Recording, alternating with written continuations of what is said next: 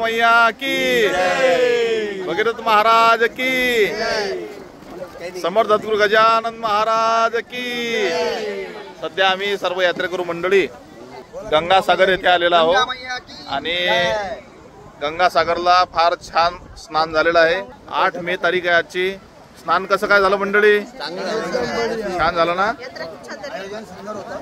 धन्यवाद धन्यवाद।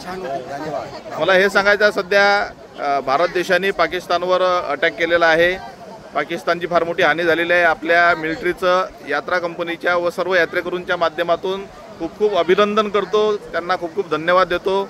मिलिटरी डोळ्यात तेल घालून रात्रभर जागी आहे म्हणून आपण दिवसभर सुखानं राहून राहिलो आणि रात्री सुखानं झोपून राहिलो। त्यांचे आपल्यावर उपकार आहेत। आणि आज सर्व भारतातील जे यात्रेकरू इकडे तिकडे म्हणजे दर्शनीय स्थळ पाहायला जातात, दर्शनाला जातात, त्यांच्या मनात एक भीतीचं वातावरण झालेलं आहे। इथून बांगलादेश अगदी जवळ आहे, पण आता सर्व यात्रेकरू माझ्या सोबत आहेत। तुम्हाला इथं काही भीतीचं वातावरण वाटतं काय? नाही। अगदी सर्व यात्रेकरू म्हणजे आमच्या सोबतचे नाही, आपण पाहू शकता सर्व यात्रेकरू मनसोक्त इथं आंघोळीचा, स्नानाचा, दर्शनाचा आनंद घेऊन राहिले।